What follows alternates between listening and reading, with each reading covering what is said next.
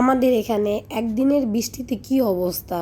সকাল থেকে বৃষ্টি শুরু হয়েছে, দুপুরবেলায় পানি জমে গেছে, সব মানুষ ছাতা দিয়ে চলাফেরা করতেছে। এত বৃষ্টি পড়তেছে, তার চেয়ে বেশি বাতাস, এত বাতাস, জানালা তো খোলাই যায় না বাতাসের জন্য। তো ছাদে আসলাম বৃষ্টি অনুভব করার জন্য। বৃষ্টি দেখলে মনটা যেন অন্যরকম হয়ে যায়। তো বৃষ্টিতেও তো ভিজতে পারবো না, বাট এখানে এসে ছাতা নিয়ে দাঁড়াই রয়েছি, এটাই অন্যরকম ভালো লাগা। শহরের এদিকে যদি বৃষ্টি হয় কি কি সমস্যা হয়! কারেন্ট থাকে না কয়েক ঘন্টা, রাস্তায় পানি জমে, ওয়াইফাই থাকে না। এই সমস্যাগুলাই আমাদের কাছে অনেক বড় সমস্যা, তাই না?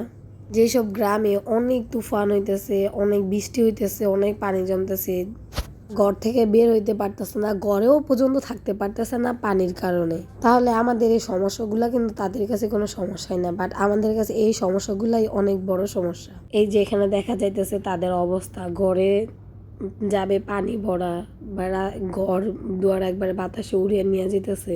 এদের কষ্টের কাছে আমাদের কষ্ট কিছুই না। বৃষ্টির জন্য কারেন্ট নাই, একদিন হয়ে গেছে। এই লিচু আনা হয়েছে, বাট বৃষ্টির জন্য কেউ বাড়িতে দেওয়া হইতেছে না, এগুলা একদিন বস্তাতেই ছিল। সেজন্য সারফরাজ যাদের বলতেছিলাম তাড়াতাড়ি কাইটা লিচুগুলা বের করো, নয়তো আমার মনে হইতেছিল ভিতরে অনেক লিচু হয়তো নষ্ট হয়ে গেছে, কারণ একদিন এইভাবে থাকলে তো লিচুগুলা নষ্ট হবেই, তাই না? সনিদের বাড়িতে, মায়েদের বাড়িতে, আমার বাড়িতে, মানে আমাদের শ্বশুর বাড়িতে পাঠাবে, সেজন্য। এখানেই শেষ না, আরও অনেক লিচু আনা হয়েছে, ওগুলা আঙ্কেলদের বাড়িতে বেকারির ছেলেদের জন্য, ওগুলা ওইখানে রেখে দিছে, শুধু আমাদেরগুলা পাঠাই দিছে। আর এই যে দেখেন অনেক লিচু নষ্ট হয়ে গেছে, ভাগ্য ভালো বৃষ্টি কমার কারণে সব বের করতে পারছে। আর আজ সবার বাড়িতে দিয়ে আসতে হবে, কারণ আরেকদিন থাকলে এগুলো নষ্ট হয়ে যাবে। অনেকগুলো নষ্ট ছিল, তো ওগুলো আমি ছিঁড়া আলাদাভাবে রাখছি, কারণ কেউ বাড়িতে দিলে নষ্টগুলো তো আর পাঠানো যায় না। আর অনেকগুলো এমনি ছিঁড়া পড়তেছিল, ওগুলো আমি ঝুড়িতে রাখছি। তো গুনতেছিলাম যে এখানে কয়টা আছে। আসসালামু আলাইকুম, সবাই কেমন আছেন? এই তো আলহামদুলিল্লাহ, আপনাদের তো আমরা সবাই ভালো আছি। তো সবার বাড়িতে বাড়িতে লিচু দেওয়া হয়ে গেছে, এখন শুধু এগুলো আমাদের জন্যই রাখা। তো ওমরে আসছে, ওমরে বলতেছিলাম তুই একটা লিচু খায় বল কেমন, টক না মিষ্টি। বলছি ভালো দেখে নিতে, বাট ওই একটা পচাই নিছে। তো আর একটা ভালো নিছে, নেওয়ার পর বললাম এটা ছিল। ওর মনে হইতেছে ছিলতে আধা ঘন্টা লাগতেছে একটা লিচু ছিলতে। আমি তো অপেক্ষা করতেছি যেটা মিষ্টি না টক শোনার জন্য। তো বললাম তাড়াতাড়ি এবার খায় বল কেমন হয়েছে না কেমন, মিষ্টি না টক। বললো যে হ্যাঁ ঠিকঠাক, মজাই। সিসি ক্যামেরা লাগায়া উপকার হয়েছে, রাস্তায় কি হয় না হয় সেটা দেখা যায়। এই তো বৃষ্টির পরের দিন একবার আঁঠু সমান পানি, গার্মেন্টস থেকে মানুষের যাইতে কত কষ্ট হইতেছে। রিক্সা তো এখানে চলেই নাই, আজ সারাদিন ভ্যান গাড়ি দিয়ে মানুষ আসা যাওয়া করছে। আর খিচুড়ি তো হয় বৃষ্টিতে, খিচুড়ি না খাইলেই তো নয়, তাই না? আপা এখানে তিল আর কালিজিরা শুটকি ভর্তা করার জন্য বসে পড়ছে।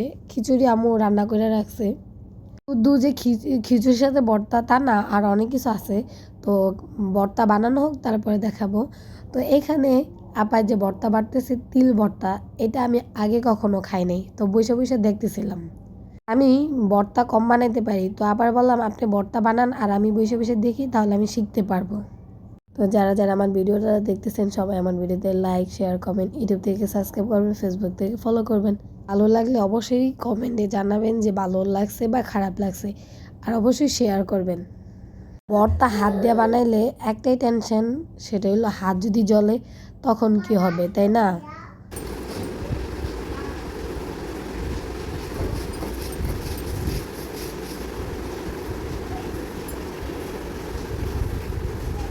আপার 2 ধরনের ভর্তা বানানো হয়ে গেছে, এখন শুধু কালিজিরা ভর্তা বাকি।